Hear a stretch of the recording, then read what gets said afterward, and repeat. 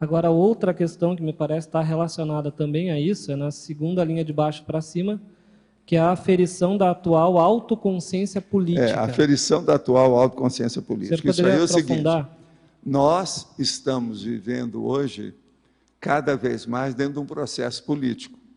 Agora, por que a politicologia, a sociologia, esse processo da conviviologia, nos interessa sobremaneira e diretamente? Por quê? Por causa da Apex. Por que a Apex? Por causa da Max Proex. Por que da Max Proex? Porque é o processo do Grupo Karma. Por quê? A CCCI, o bairro que nós criamos, isso tudo é um processo político.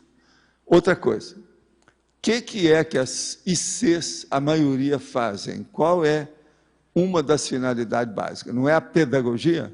Não é a didática? Não é a educação? Educação, ela tem que ter política.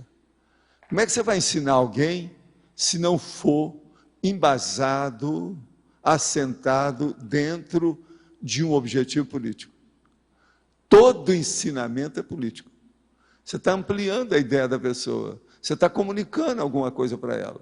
Outra coisa, é impraticável, para dizer impossível, uma pessoa viver na Terra sem ter decisões políticas, pessoais, grupais e coletivas. Todo mundo tem. Quanto maior o cargo que você exercer dentro da sociedade, mais político você vai ser. De modo que todas aquelas pessoas que ficam fazendo xixi pelas pernas abaixo, quando falam em política, elas estão erradas, precisa de estudar, precisa de amadurecer, deixar esse primarismo e entender o que é a politicologia. Agora, a política que eu estou falando aqui não é politicária nem politicaria. Presta atenção. É a política holofilosófica do universalismo, da interassistencialidade, da evolução. Então, essa é a política. Agora, a política ela exerce principalmente devido ao processo de poder. Você quer mais poder do que uma pessoa que domina o estado vibracional? Mais do que isso, você quer mais poder do que uma pessoa que seja desperta? Sim. Então esse aí ganha do presidente da República, ganha do marechal, entendeu? Ganha de todos os grandes líderes, porque o poder dele é mais prioritário, evolutivamente, ele é melhor. Então veja, isso é seríssimo. Outra coisa, quanto mais a pessoa desenvolve o seu processo parapsíquico, menos valor ela dá para o poder humano, o chamado poder temporal. E mais valor ela vai dar para o poder cosmoético, o poder da holomaturidade, o poder da hiperacuidade, o poder do autodiscernimento. Então, a coisa muda de figura. Por exemplo, não adianta combater essas coisas que eu estou falando aqui.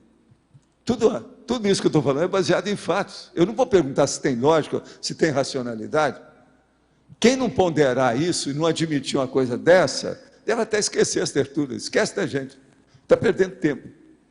Então, o problema, por exemplo, de comunicação. Como é que uma pessoa vai viver na comunicação sem ser política? Não tem como. Você entendeu, né? Então, o processo da politicologia, como eu chamo, tem que ser levado para a cosmoeticologia e para o paradireitologia, a paradireitologia. É assim que nós vamos entender o que a gente está chamando de política. Agora, veja, é essa política que eu falo sobre o Estado mundial. Agora, a gente está passando por uma série de alterações, inclusive em relação ao Unicim, nesse momento evolutivo, né, Valdo? Como é que poderíamos, assim, melhorar a questão de um poder mais cosmoético? Eu acho que a primeira coisa, as pessoas aqui ainda estão muito iludidas pela fantasia, pela imaginação e pelo processo do devaneio. Precisa de colocar os dois pés em cima da rocha e fazer coisas práticas, imediatas, que tenham resultado, que tenham frutos, que haja saldo positivo do seu esforço. Então, rodam muito, mas estão escrevendo na água. Rodam muito e não saem do lugar. Não há produtividade. Isso é normal para quem está começando, ainda mais fazendo todas essas instituições, empresas que nós temos. A pessoa tem que aprender. Ninguém vai fazer uma instituição ou uma empresa e sair bonitinho, tudo certo desde a primeira vez. Tem que pagar pedágio. Isso tem pré-requisito, tem um esforço. É aquilo que eu chamo, tem que suar sangue. Isso não nasce de uma hora para outra.